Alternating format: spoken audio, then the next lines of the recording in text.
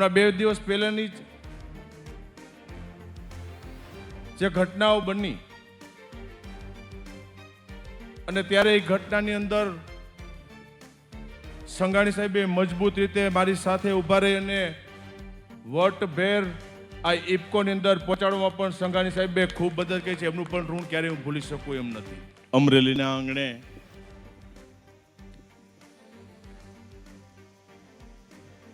આજનો સન્માન સમારંભ કાર્યક્રમ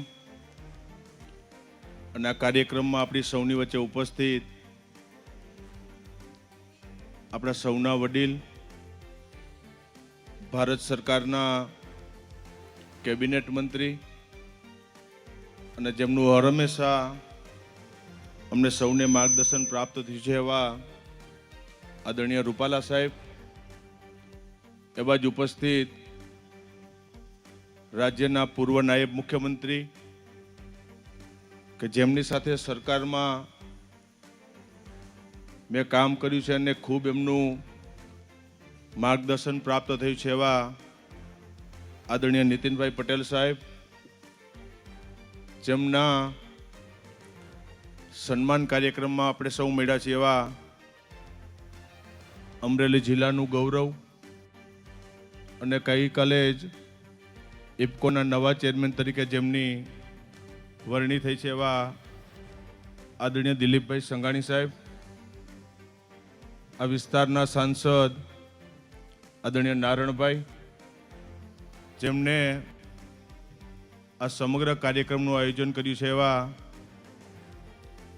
મારા ભાઈ આદરણીય ભાવેશભાઈ કાનાબર સાહેબ, ઉપસ્થિત સૌ મહાનુભાવો અને આપના કાર્યક્રમમાં પધારેલા અમરેલીના વિવિધ સંસ્થાના સૌ આગેવાનો, હોદ્દેદારો, ભાઈઓ અને બહેનો. તો સૌપ્રથમ તો આજનો કાર્યક્રમ જેમના માટે આયોજન થયું છે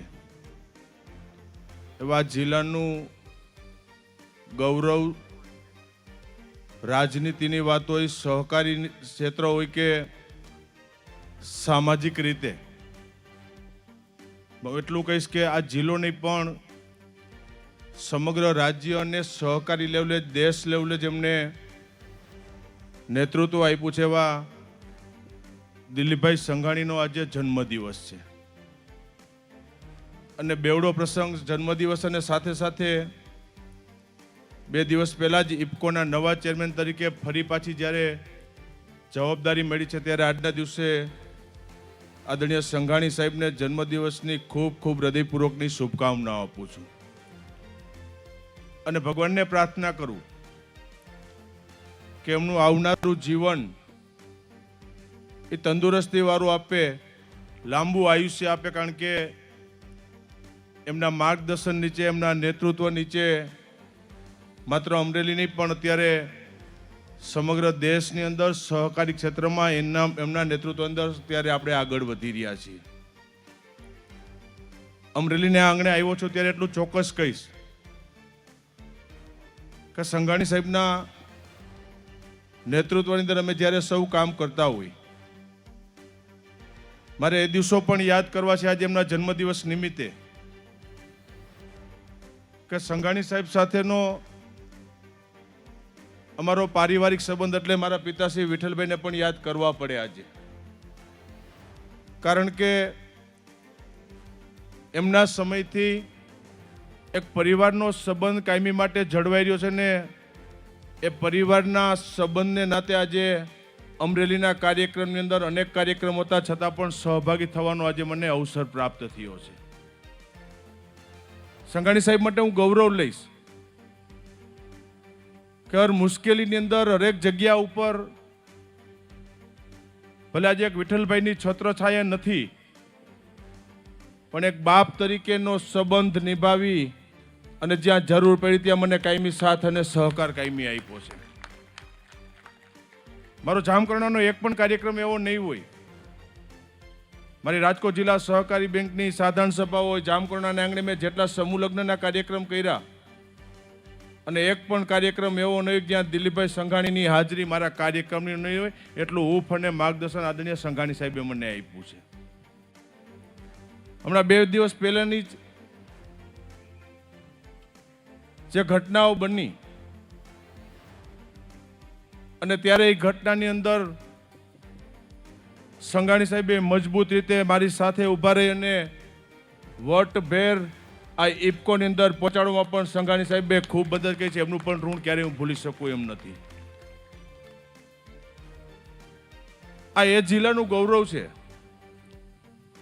કે જેનું એક વખત હાથ પકડે પછી હાથ મૂકતા નથી. દિલીપભાઈએ સાબિત કરી બતાવ્યું છે. અને હું તો ત્યાં સુધી કહીશ, અમે રસ્તામાં આવતા હતા, ભાવેશભાઈ વાત કર્યું કે ભાઈ મનીષનું ધ્યાન રાખે છે ને એનાથી વિશેષ એને મારું ધ્યાન રાખ્યું છે. એ મારા માટે ગૌરવની વાત છે. અને એટલે આજના જન્મદિવસ નિમિત્તે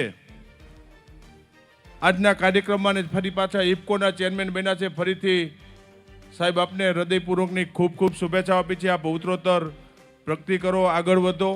અમે સૌ તમારી સાથે છીએ. અને કાલે મેં એક પ્રશ્નના જવાબમાં પણ કીધું હતું કે સંઘાણી સાહેબ ખૂબ મોટું યોગદાન આ જિલ્લાની અંદર છે. આ જિલ્લાની અંદર એમના ધારાસભ્ય તરીકે, લોકસભાના સભ્ય તરીકે, રાજ્ય સરકારની અંદર કેબિનેટ મંત્રી તરીકે રહી અલગ અલગ વિભાગો સંભાળી અને કાલે મેં જવાબ આપ્યો હતો ભારતીય જનતા પાર્ટીના કમળના સિમ્બોલ ઉપર ચૂંટાઈને એક પ્રતિનિધિત્વ કર્યું છે, એવું પણ મેં કાલે જવાબ આપ્યો હતો. સાહેબ વિશેષ સમય નથી લેવો. ફરીથી આપને હૃદયપૂર્વકની ખૂબ ખૂબ શુભેચ્છા પાઠવી છે. આપના નેતૃત્વમાં સહકારી ક્ષેત્રનું માળખું, રાજકીય વાત હોય કે સામાજિક વાત, અમે તમારી સાથે છીએ. તમે આગળ વધો ને આવનારા દિવસોની અંદર મજબૂત રીતે આપણે ખેડૂતોના કામ કરી શકીએ એટલી જ વિનંતી સાથે ફરીથી આપ સૌને ખૂબ ખૂબ શુભેચ્છા.